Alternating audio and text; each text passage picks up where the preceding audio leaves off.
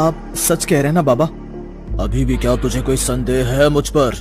डाकिनी मंत्र दिया है मैंने तुझे, इस मंत्र की ताकत जानता नहीं तू?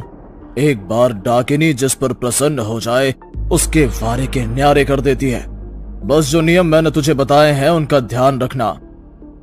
तांत्रिक बाबा से डाकिनी मंत्र लेकर राघव अपनी गाड़ी में बैठकर अपने घर आ गया। घर लौटते हुए उसे लगभग रात के 1:30 बज गए थे। बेडरूम से उसकी पत्नी गहरी नींद में सो रही थी। उसने अपनी पत्नी को सोते देखा और घर के बेसमेंट में चला गया।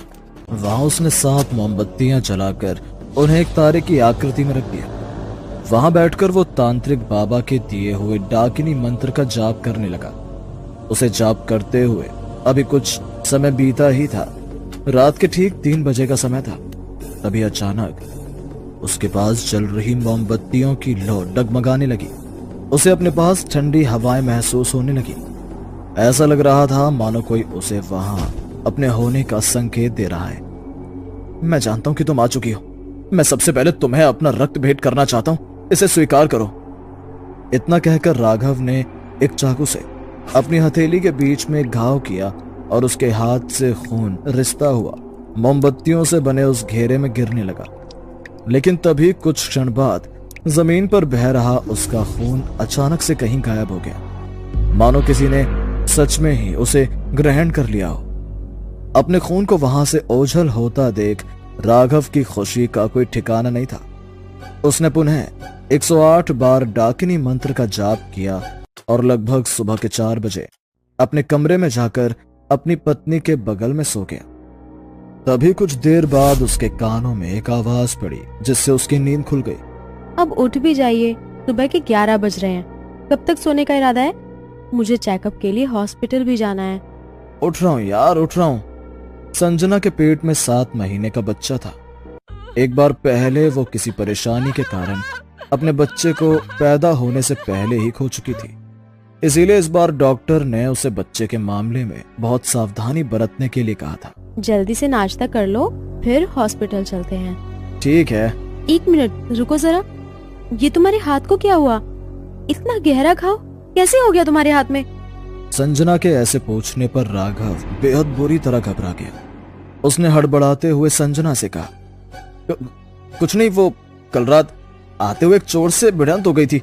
वो चाकू मारकर चला गया हाथ पे, पर तुम चिंता मत करो, मैं बिल्कुल ठीक हूँ। संजना के सामने राघव बातों को घुमाने लगा और उसका ध्यान बटाने के लिए उसी समय उसे चेकअप के लिए डॉक्टर के पास ले गया। आपका बेबी अब बिल्कुल हेल्दी है, आपको घबराने की बिल्कुल जरूरत नहीं है, बस अपने खाने पीने का ख्याल रखना। डॉक्टर की बात सुनकर उन दोनों के चेहरे पर एक अलग ही खुशी छा गई। राघव संजना को घर लेकर आया, लेकिन उस रात जैसे ही वो दोनों सोने के लिए अपने बिस्तर पर लेटे, तभी कुछ देर बाद संजना को अपने पास कुछ अजीब सा एहसास होने लगा। उसे लगा मानो उन दोनों के अलावा वहां कोई तीसरा भी है जो उन दोनों पर नजर रखे हुए है। संजना को बहुत घबराहट हुई, इसीलिए वो घबराहट में राघव को नींद से जगाने लगी। प्लीज उठो राघव, मुझे डर लग रहा है। ऐसा लग रहा है जैसे यहाँ हमारे अलावा कोई और भी है। कोई हम पर नजरें रखे हुए है। क्या यार, इतनी रात को ये कैसी बहकी बहकी बातें कर रही हो तुम? सो जाओ ना यार। तुम समझ क्यों नहीं रहे हो? यहाँ कोई और भी है, उसकी वजह से मैं सो नहीं पा रही हूँ।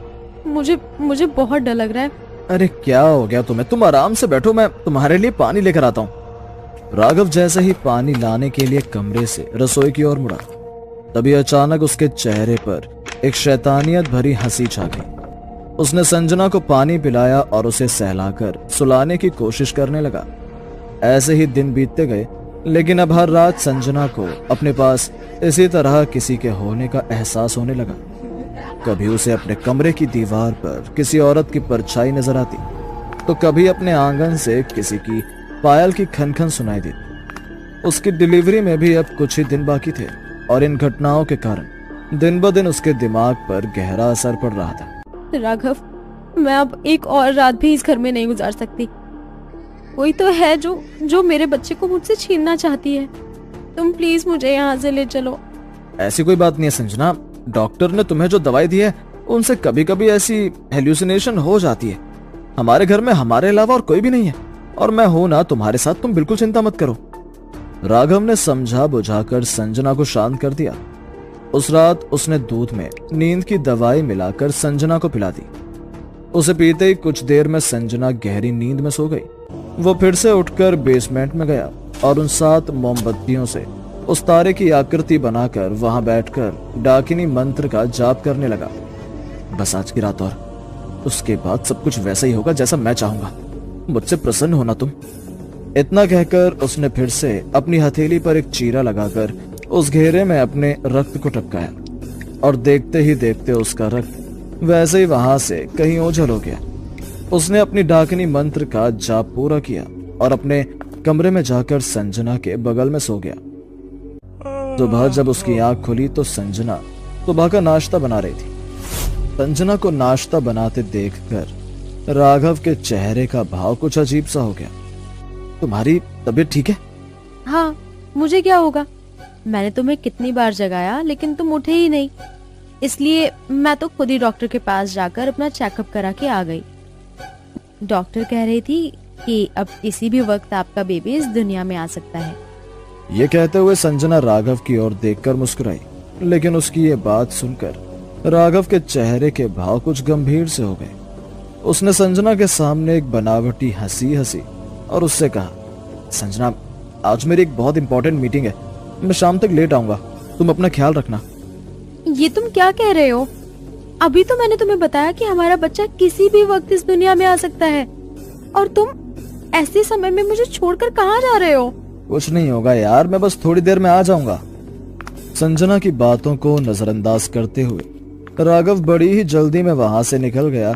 वो वहां से सीधे उसी तांत्रिक बाबा के पास पहुंचा और बड़े ही घबराए हुए स्वर में उससे कहा, बाबा, आपने तो कहा था कि अमावस्या की रात के अगले दिन मेरा होने वाला बच्चा इस दुनिया में नहीं रहेगा। मेरी खोई हुई संपत्ति वापस लेने के लिए मैंने ये साधना की, लेकिन वो मेरे बच्चे को अपने साथ नहीं लेकर गई।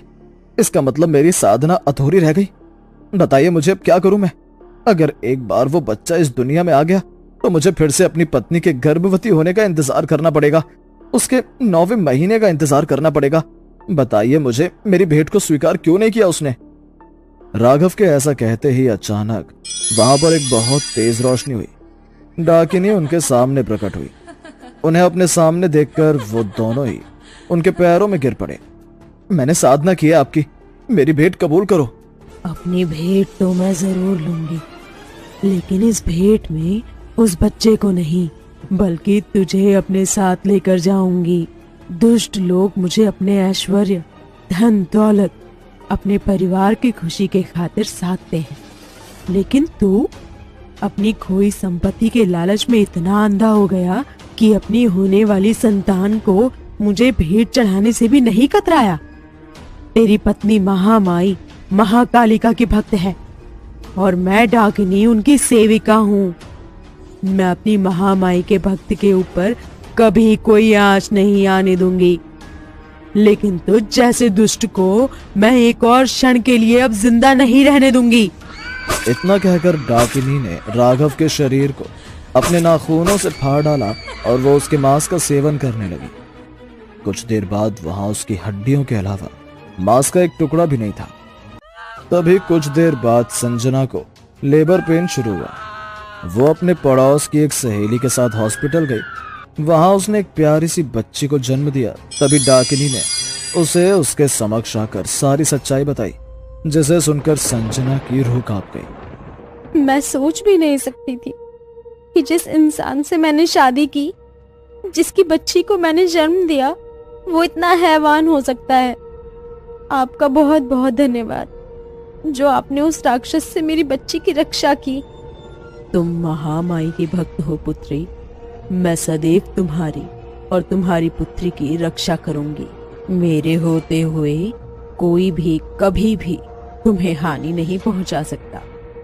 ये कहकर डाकिनी देवी वहां से ओझल हो गई। समय अब बीत चुका था।